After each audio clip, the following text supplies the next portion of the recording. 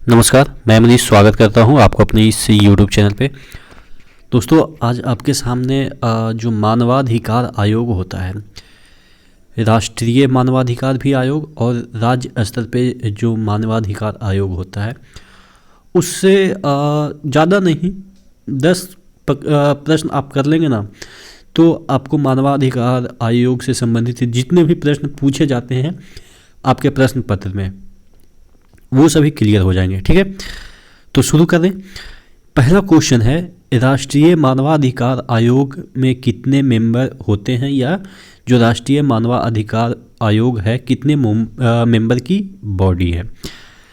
मानवाधिकार न पे एम्फेसिस ज़्यादा, यानी कि न से 9 हो जाएगा, यानी कि 9 जो मेंबर हैं इसमें होते हैं। अब देख लेते हैं, इसमें से प्रश्न ये पूछा भी जा सकता है कि इसमें 4 ऑप्शन दे दिए जाएंगे और पूछा जाएगा कि इनमें ये मानवाधिकार आयोग के सदस्य नहीं होते हैं। ठीक है, तो यानी कि मानवाधिकार में कितने लोग होंगे, 9। ऑप्शन आपको किस तरह से पूछे जाएंगे, आपको दे दिया जाएगा कि रिटायर्ड CJI इसके सदस्य होते हैं कि नहीं होते हैं। उसके बाद आपको दूसरा ऑप्शन दे दिया जाएगा, सुप्रीम कोर्ट में कार्यरत या सेवानिवृत्त न्यायाधीश होते हैं कि नहीं हो सकते हैं। इस तरह के ऑप्शन आपको देके फंसाया जा सकता है। ठीक है, तो इसके जो बेसिक स्ट्रक्चर है उसको देखने की कोशिश करते हैं।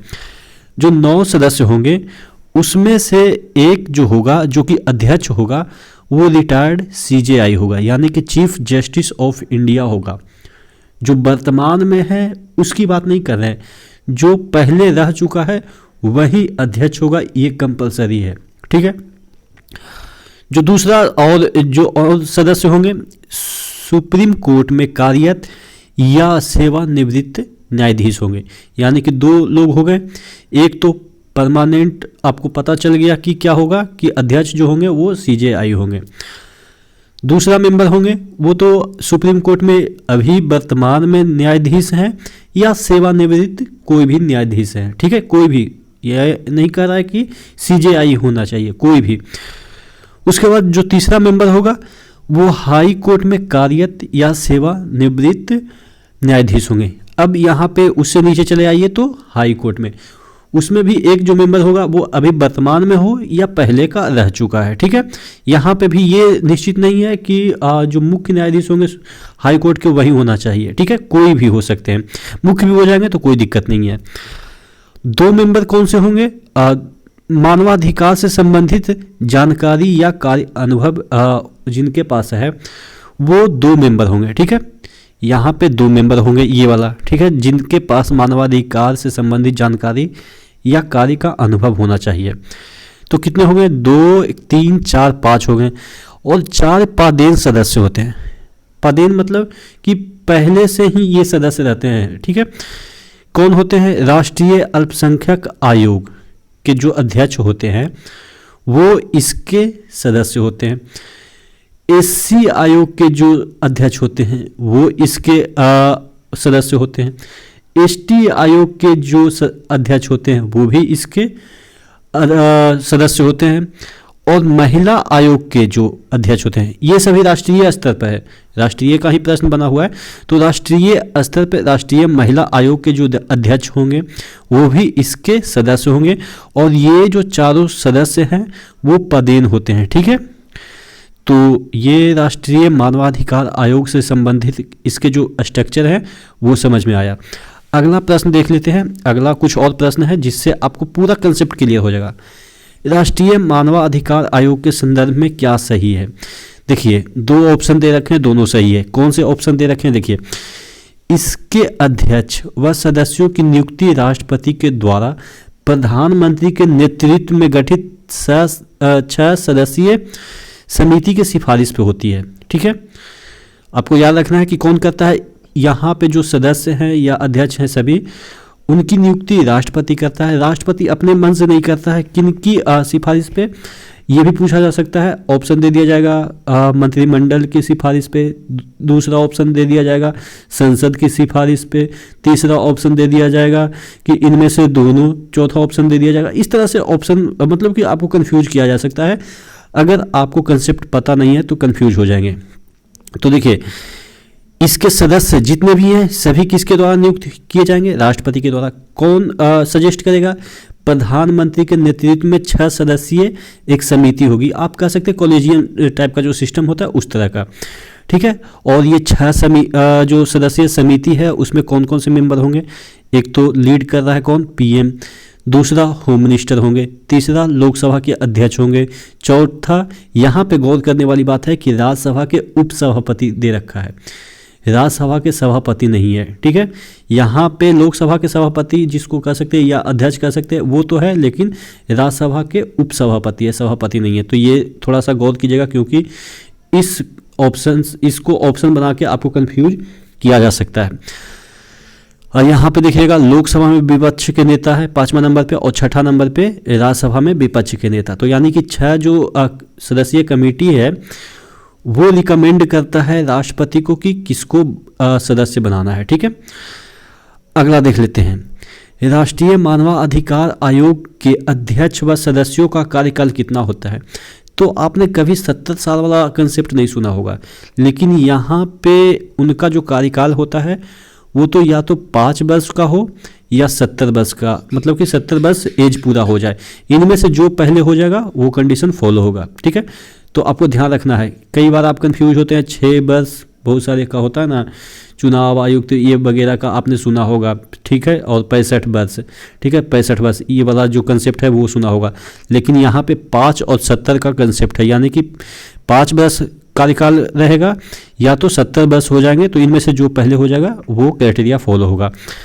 तो यहाँ पे आपको ध्यान देना है, ठीक है। अगला देख लेते हैं, राष्ट्रीय मानवाधिकार आयोग के कथनों पे विचार करें। 4 ऑप्शन दे रखे हैं, चारों सही है, चारों कंसेप्ट क्लियर कर देंगे। आयोग के पास मानवाधिकारों के उल्लंघन से संबंधित शिकायतों की जांच हेतु स्वयं की जांच दल होती है, जैसे सीबीआई होता है, सीआईडी होता है, उसी तरीके से राष्ट्रीय मानवाधिकार का खुद का एक जांच दल होता है, ठीक है। तो ये सही है। दूसरा ऑप्शन है, ये केंद्र या राज्य सरकारों की किसी भी अधिकारी या जांच एजेंसी की सेवाएं ले सकता है, यानी कि जो ये आपके आयोग है वो केंद्र सरकार के जो आपके सीबीआई होते हैं, ठीक है, बहुत सारे और भी संस्था होते हैं, सीआईडी होते हैं। तो ये सभी जो संस्था है, एजेंसी है, उनका सहयोग ले सकते हैं या अधिकारी का भी सहयोग ले सकते हैं। बहुत सारे अधिकारी होते हैं, ठीक है, जैसे आपके चुनाव आयुक्त ही हो गए, सीएजी हो गए, सीजीआई हो गए, या मतलब कि कैग के अधिकारी हो गए। तो यानी कि किसी भी अधिकारी का या किसी भी इंस्टीट्यूट का, केंद्र का हो या राज्य का हो, किसी का भी ये ले सकते हैं सहायता। आयोग के पास सिविल न्यायालय जैसी सभी अधिकार हैं और शक्तियां हैं। इसका चरित्र भी न्यायिक है, ये थोड़ा सा न्यायिक चरित्र इसका है, तो ये भी आप सही मानेंगे, ठीक है। ये भी ऑप्शन आपके सही हैं। अध्यक्ष और सदस्य अपना त्यागपत्र क्रमशः राष्ट्रपति और अध्यक्ष को देता है। कहने का मतलब जो इस आयोग का अध्यक्ष होता है वो किसको अपना त्यागपत्र देगा? राष्ट्रपति को। और जो अन्य सदस्य होते हैं वो किसको अपना त्यागपत्र देगा? इस आयोग के जो अध्यक्ष होते हैं उनको, ठीक है। बात समझ में आई? जो इस आयोग के अध्यक्ष होंगे वो त्यागपत्र राष्ट्रपति को देंगे, और जो सदस्य होंगे, जो अन्य सदस्य, मतलब कि 9 में से 8 तो अन्य हो गए, तो 8 किसको देंगे? जो इस आयोग के अध्यक्ष होंगे उनको अपना त्यागपत्र देंगे। तो ये भी ऑप्शन आपके सही है। एक कंसेप्ट है, राज्य मानवाधिकार आयोग केवल उन्हीं मामलों में मानव अधिकार के उल्लंघन की जांच करता है जो राज्य और संपत्ति सूची के अंतर्गत आते हैं। एक होता है राज्य मानवाधिकार आयोग, अभी आपने देखा जो कि केंद्र मतलब कि सेंटर के स्तर पे था, अभी आ गया राज्य मानव अधिकार आयोग। तो ये उन्हीं मामलों को देखेगा जो कि संपत्ति सूची के विषय में आते हैं और राज्य सूची के विषय में आते हैं, ठीक है। तो ये कंसेप्ट है। राज्य मानवाधिकार आयोग पे भी कुछ प्रश्न बनते हैं, उसको भी देख लेते हैं। राज्य मानवाधिकार आयोग में कितने सदस्य होते हैं? तो वहाँ पे तो 9 थे, यहाँ पे कितने हैं? 3 हैं, एक अध्यक्ष और 2 अन्य सदस्य होंगे। अध्यक्ष कौन होंगे? हाई कोर्ट का सेवानिवृत्त मुख्य न्यायाधीश, ठीक है, ये इसके अध्यक्ष होंगे। और जो 2 अन्य होंगे वो हाई कोर्ट के सेवानिवृत्त या कार्यरत न्यायाधीश होंगे, ठीक है, या आपके जो डिस्ट्रिक्ट कोर्ट होते हैं उसके भी न्यायाधीश हो सकते हैं, ठीक है। तो ये 2 अन्य हैं, ठीक है। अब देखिए इनकी नियुक्ति कौन करता है, इन सभी की नियुक्ति राज्यपाल करता है। यहाँ पे राष्ट्रपति नहीं करेंगे, राज्य स्तर पे है तो राज्यपाल करेंगे। लेकिन अगर हटाने की बात है तो कौन हटाएंगे, राष्ट्रपति ही हटाएंगे। वहाँ भी राष्ट्रपति हटा रहे थे, यहाँ भी राष्ट्रपति हटाएंगे। ठीक है, तो यानी कि हटाना एक नकारात्मक भूमिका ना।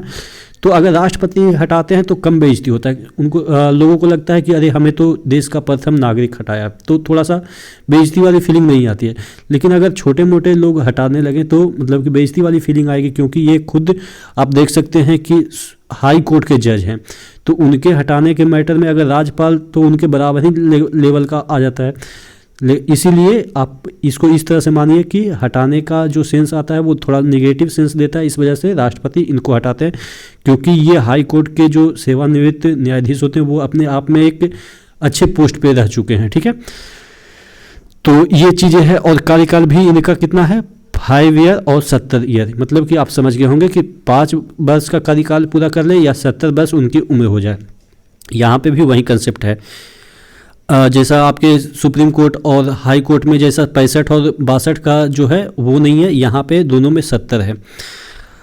अगला देख लेते हैं, मानवाधिकार आयोग के सदस्य को किस आधार पे हटाया जा सकता है। यहाँ पे जो मानवाधिकार आयोग है वो राज्य हो या आपके सेंटर वाला जो राष्ट्रीय हो। ठीक है, दोनों जो आयोग है उसके सदस्य को किस आधार पे हटाया जा सकता है, दिवालिया घोषित हो गए हो वो सदस्य, शारीरिक या मानसिक रूप से असक्षम हो गए, मतलब कि ना उनका शरीर काम कर रहा है या हो सकता है कभी दिमाग भी काम नहीं कर रहा हो, तब इनको हटाया जा सकता है। कार्यालय के दौरान सरकारी पद पे अगर बन गए तो हटाया जा सकता है, या किसी लाभ के पद को धारण कर लिए तब इनको हटाया जा सकता है।